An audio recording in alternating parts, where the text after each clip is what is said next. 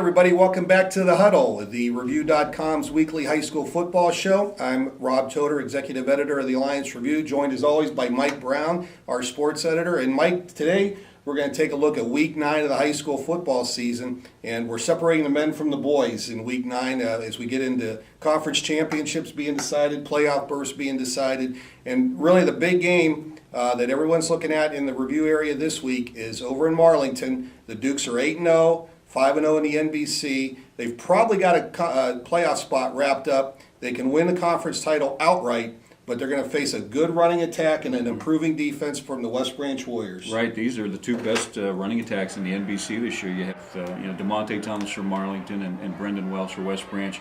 Teams that like to run the ball. They don't like to throw it a whole lot, although they can throw it when they want to. But these are teams that primarily like to stay on the ground. It was a great game last year. My goodness, Marlington rallies back. We're down 2 scores late, rally back, win that game, and with like 2 minutes to go on a 2-point conversion pass. So in a rivalry game like this, you never know.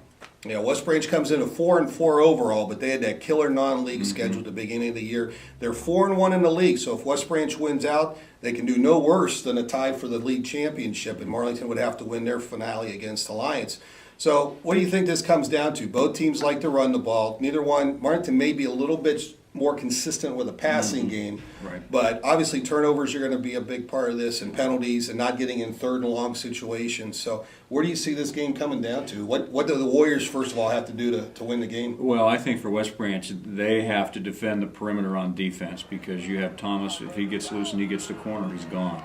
I think West Branch has to be very wary of that on the corners. Be aware of that. If I'm Marlington, I just go out and play my game. They've had a great defense all year. They've got the explosive offense with DeMonte, who can take it the distance on any play. They just have to go out and play their game. If I'm West Branch, I think you want to keep that a reasonably low-scoring game, and you have to defend the perimeter. You have to keep contained on the edge. If they don't do that, that could be a long night. Yeah, I think it would be important too. West Branch has had some big plays, a lot of kickoff returns, punt returns for touchdowns this year. Big plays. Even though they're a running-oriented team, they've broken off some big runs, and I think they're going to need probably 1 or 2 of those this week to keep that game in control. So, also in the NBC Alliance, as we talked earlier in the week, ever improving, and they go to Minerva. That's going to be an interesting game. 3 weeks ago, we might have said, well, this isn't going to be much of a contest, but Minerva's struggling a little bit. Alliance is coming on. They sure are. They've got an explosive offense. I mean, everything has gelled for them the last couple of weeks, and their defense has gotten a lot better too. So, and Minerva's still, they've got some injuries. They're kind of banged up. So, but the game's at Minerva, where that's a tough place to win. So, that should be a good game. That should be one of the better games Friday night. Yeah, a couple other games in the NBC. Louisville goes to Salem. Louisville looking to get back on the winning side of things. They've lost a couple games in a row. Salem obviously hasn't won a game all year, so they're struggling. And, of course, Carrollton is at Canton South, and that'll be an interesting game as well. Again, 2 different philosophies. Carrollton likes to run the football. Canton South likes to pitch it all over the field, so that'll be an entertaining game as well. Looking at the ITCL, Western Reserve is rolling. They're 5-0 in the league. They can clinch no worse than a tie for the league title on Friday, but they've got to make that long road trip down to the river and take on the Wellsville Tigers. And I don't care how good or bad Wellsville is in any year, that road trip's going to take something out of you. That's right, absolutely. And I love what Andy Hake's done at Western Reserve this year. They lost a lot of key components from that really good playoff team from last year, but he's turned it around. They lost 2 of their first 3 games, but since then they've been on a roll.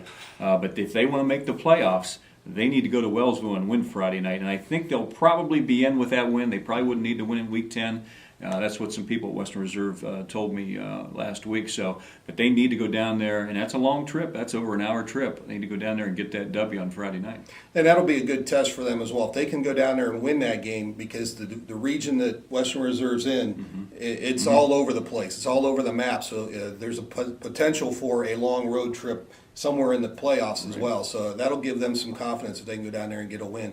Also in the ITCL, Sebring's at Lowellville in the lower tier, and so the Trojans looking for their first win of the year.